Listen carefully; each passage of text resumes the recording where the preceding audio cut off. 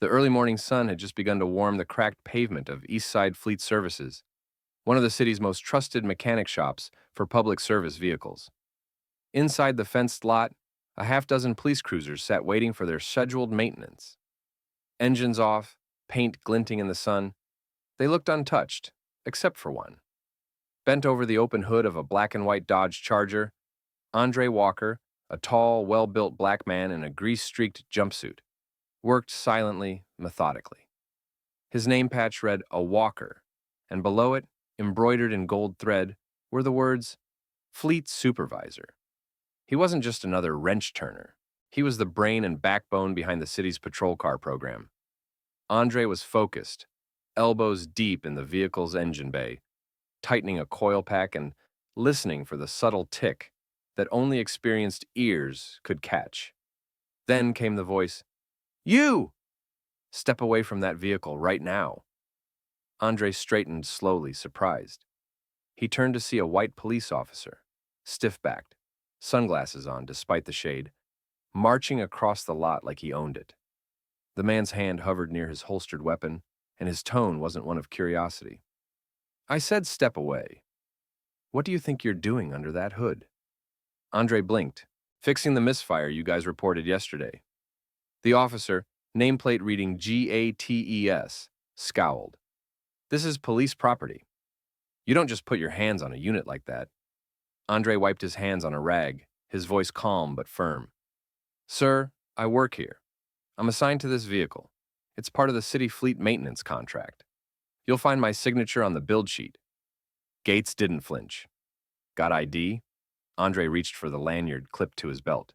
"Sure, I don't care what it says," Gates snapped. "You don't belong here."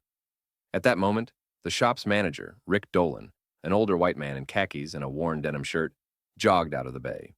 His eyes widened when he saw Gates squared off with Andre. "Officer!" "Whoa, whoa," Rick called. "That's Andre Walker, our fleet supervisor. He's been working on your department's cruisers longer than most officers have been on the force." Gates hesitated, a flicker of doubt on his face. Rick gestured to the car. "You know that upgrade package the department got last year? Bulletproof panels, engine tuning, electrical integration for body cams? That's all Andre. He designed the specs himself. You wouldn't be driving anything remotely safe without him." Andre said nothing. He didn't need to. He just pulled a wrench from his pocket, turned back to the engine, and said over his shoulder, "Now, if you'll excuse me, officer, your misfire isn't going to fix itself." Gates stood there, awkwardly shifting his weight. His face flushed, but there was nothing more to say. Because now, he knew exactly who he was talking to. Later that afternoon, Officer Harlan Gates sat rigid in his patrol car, just outside the precinct parking garage. The sun glinted off his windshield, but he barely noticed.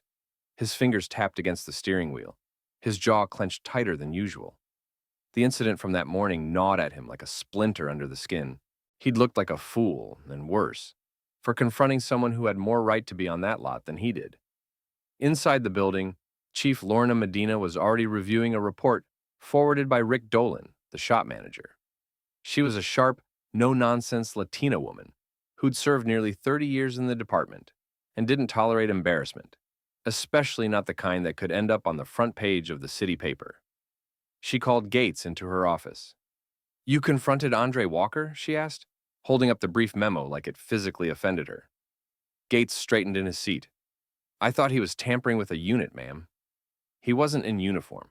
I didn't recognize him." Chief Medina lowered the paper and gave him a hard look. "That man is the reason our vehicles don't fall apart during chases. He's been our fleet engineer for 6 years. 6. He's saved this department more money than you'll make in your career." Gates swallowed hard. "I understand, Chief. I made a mistake." "No, you made an assumption," she corrected, "and I can't have that in my department. Not anymore. Especially not with community trust as low as it is." There was a tense silence. Then she stood, walked to her window, and looked down at the city. "Do you even know the kind of work Andre does?" Gates shook his head slightly. "He doesn't just fix cars," she said. "He engineered a new thermal cooling system after 2 cruisers overheated last summer. He redesigned the interior wiring so the dash cams and lights never short out. When the governor's security vehicles needed to be retrofitted last year, he personally oversaw it. He's a master technician, certified in 5 states. He lectures at tech colleges when he has time, which is rare. Gates shifted in his seat. I didn't know. Chief Medina turned to face him. That's the problem. She walked over, placed the report on her desk, and folded her arms. You're going back there tomorrow. Not in uniform, not with a badge. You're going to spend a shift with Mr. Walker. You'll shadow him and learn exactly what he does. And maybe, just maybe, you'll leave with a little more respect. Gates didn't argue. He just nodded. Dismissed, she said. As Gates walked out of the office, his mind spun. Humiliation, guilt, but also something unfamiliar. Curiosity. Who was this man he had judged so quickly? And what would it feel like to learn from him? The next morning, the garage looked much the same, but for Officer Harlan Gates, it felt like foreign territory. He wore jeans and a plain gray t-shirt, no badge, no gun, just a clipboard handed to him by Rick, the manager, and a nervous knot in his stomach. The same men and women who had seen him bark orders at Andre Walker yesterday were now shooting him sidelong glances, some amused, some cold. At the far end of the garage, under a hoist, Andre stood checking the suspension of an SUV with a blown air compressor. He wore the same navy jumpsuit, his movements calm, efficient, completely in control of his domain. He didn't look up when he heard Gates's footsteps. You here to call security again? He said dryly, not breaking his stride. No, Gates replied. I'm here to learn. Chief's orders. Andre finally looked over his shoulder, eyes cool but unreadable. Then follow instructions and keep up. This place moves faster than a squad car in pursuit. And with that, the day began. Gates followed him through the bays, noting how Andre spoke fluently with every technician, switching between English, Spanish, and mechanical jargon like it was second nature. He carried schematics in his head. He knew every serial number without checking a screen. He didn't just repair the vehicles. He anticipated problems before they happened. They swapped out worn brake pads, recalibrated radar systems, replaced faulty ignition coils. And every time, Gates saw something that stunned him. Andre wasn't just smart. He was brilliant. He wasn't just skilled. He was respected by every worker in the garage. By noon, Gates's shirt was damp with sweat. He'd fetched tools, held flashlights, and even helped lift a 50-pound tire. He hadn't said much, too busy watching, and realizing just how little he knew about what kept his own patrol car running. During a short lunch break in the shade behind the garage, Andre finally sat across from him and took a sip of water. You look surprised, Andre said.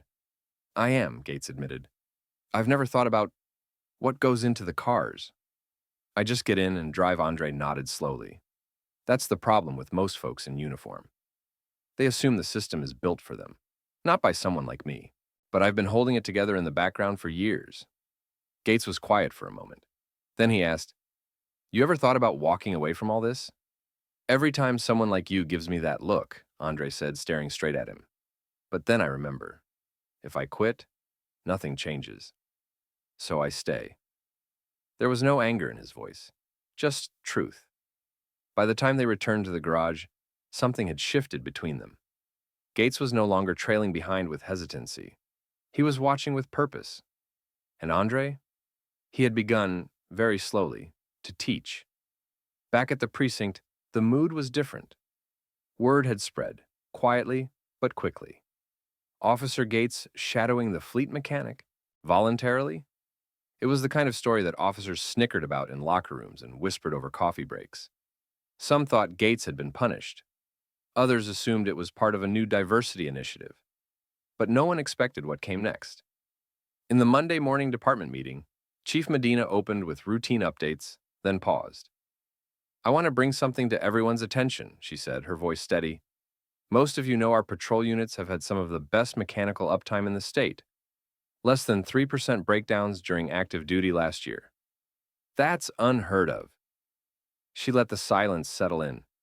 That's not luck. That's not coincidence. That's the result of one man's leadership. Andre Walker.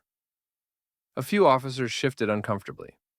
Some of you have never met him, she continued, and some of you have, but didn't look past his uniform, or lack thereof. But Officer Gates spent a full day in that garage last week. Officer Gates, would you care to share your experience? All heads turned. Harlan Gates stood up slowly.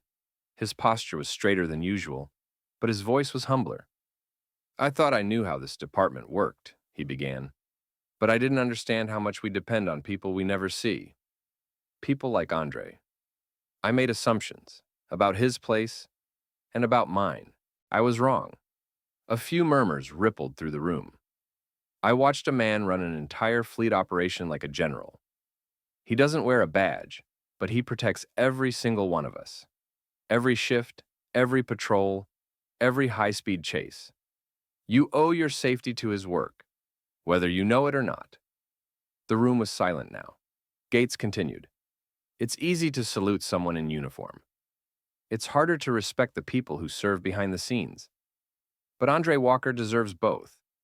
Chief Medina nodded. From today forward, she said, Mr. Walker will be listed on our internal staff recognition board. He'll have unrestricted access to all department vehicles, and any further disrespect, intentional or otherwise, will be treated as insubordination. A few officers looked stunned. Others nodded. And Gates? He didn't sit down immediately. He looked across the room and added, and if you ever doubt what he's capable of, take a look under your hood. His name is probably stamped there. The garage was quieter than usual that evening.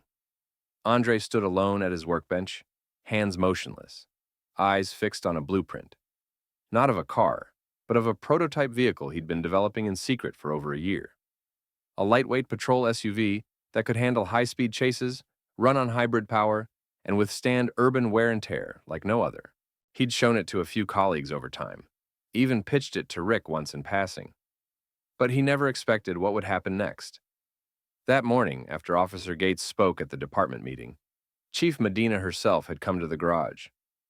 I heard you've been tinkering with the next-gen patrol vehicle, she said casually, leaning against a support beam. Mind showing me? Andre blinked. You serious? Dead serious. He brought out the binder, dozens of pages of schematics, budget projections, engineering specs. As Medina flipped through, her eyebrows slowly raised. This isn't tinkering, she said. This is a full-blown proposal. Andre shrugged. I didn't think anyone would take it seriously. Well, they will now. Especially since you've already saved us hundreds of thousands with your existing designs. She closed the binder and looked at him with something more than authority. It was respect. Andre, this could be more than a one-city operation. You ever think about consulting with the state? Or beyond? He laughed softly. I barely keep up with the shop. You think I've got time to become some kind of engineer to the stars? I think, she said firmly, you're wasting your genius hiding in a garage no one's allowed to see. Let me put in a word with the governor's office. They've been piloting fleet upgrades. I think you belong in that conversation. Andre didn't say anything at first. It was a strange feeling, being seen not just for what he fixed, but for what he could create. Not just being tolerated, but invited to lead. Later that night, he sat at the same workbench, blueprint spread before him. But now, the edges didn't seem so far away. Because for the first time in years, he wasn't just looking at the future of police vehicles. He was looking at his... 3 weeks later, Andre found himself standing in a place he never imagined he'd be. The state capitol. The marble floors, high ceilings, and polished wood panels of the Fleet Innovation Subcommittee room felt like another world. A row of state officials sat at the long desk in front, reading through binders that contained his schematics, his numbers, and his vision for a safer, smarter patrol fleet. Andre wore a clean gray suit, his first in years, with a tie his daughter had picked out. It felt stiff on his shoulders, but he stood tall. Not as a mechanic today, but as a designer, a leader, and most importantly, a recognized mind in the room. Chief Medina sat in the audience behind him, along with Rick, Officer Gates, and a few other garage crew members, all there in quiet support. The chairwoman of the committee, a sharp-eyed woman with glasses perched low on her nose, addressed him. Mr. Walker, Your proposal outlines a complete modernization plan for law enforcement vehicles across the state. Efficient engines, reinforced panels, integrated tech. Is it true this entire design was conceived independently? By you? Andre cleared his throat, nervous but steady. Yes, ma'am. I began building it during my off hours, mostly after shift, sometimes on weekends. It wasn't about money, it was about safety. I've seen officers suffer from poor equipment. I've fixed cars after they failed during calls. I wanted to stop the problem before it started. A low murmur moved across the panel. The chairwoman leaned forward. And you've already implemented some of these innovations in your city's current fleet? Yes. Our department has had the lowest failure rate in the region since we updated the cooling and electrical systems 2 years ago. She closed the binder. That matches the data. Another official chimed in, an older man in uniform. Mr. Walker, would you be willing to consult with our statewide fleet development board? We've needed minds like yours. People with both technical expertise and field understanding. Andre blinked. You mean formally? On record? The man smiled. With compensation, of course. There it was. The validation he never thought he'd see. Not because he wasn't capable, but because no one had ever asked. Andre nodded slowly, voice tight. Yes, I'd be honored. The room applauded lightly, but behind him, his colleagues clapped louder. Gates even gave a low whistle. Chief Medina stood and nodded with pride. That moment didn't change the world, but it changed Andre's. He was no longer just the guy with a wrench and a clipboard. He was the man with the blueprint. And now, a seat at the table. The following Monday, the garage looked the same. Concrete walls, scattered tools, the buzz of welding torches. But for the first time in years, Andre Walker didn't feel like just a part of it. He stood at the center of the garage floor, surrounded by his team, the morning sun slanting through the high windows. Chief Medina had just made the announcement. Effective today, Andre Walker is no longer just fleet lead technician. He is now Director of Vehicle Engineering and Innovation for the city's Department of Public Safety. Applause erupted. Andre smiled humbly, nodding to each familiar face. The young apprentices he'd mentored, the techs who'd worked alongside him through heat waves and double shifts, even the senior mechanics who once questioned his designs and now relied on them daily. At the back of the crowd, Officer Harlan Gates stood with his arms crossed and a proud smirk on his face. After the state hearing, he'd become Andre's quiet advocate in the precinct, calling out dismissive remarks and correcting outdated assumptions. He was no longer trying to redeem himself. He had become an ally. After the crowd dispersed, Rick approached Andre with 2 cups of coffee. Never seen a garage this clean at 8 a.m., he joked, handing him one. Andre chuckled. They probably thought the governor was showing up. Rick smiled. You deserve this, you know. Not just the title, the respect. You earned it when no one was watching. Andre looked around at the place he'd spent years in. The chipped floor paint, the lockers with faded nameplates, the whiteboard still stained with grease from old notes. He'd been overlooked here, underestimated. But he'd also built something here, something bigger than engines. A legacy. Later that afternoon, a new recruit, a young black apprentice named Malik, approached him. Mr. Walker, he said shyly, I saw your presentation online. I didn't know people like us could lead this kind of thing. Andre placed a hand on his shoulder. You can, he said, and you will. Just remember, don't let anyone tell you where your place is. You decide that. As Malik nodded, Andre turned back to his workstation. Not to fix something broken, but to design something better. For the city, for his crew, for the future. And this time, everyone would see it.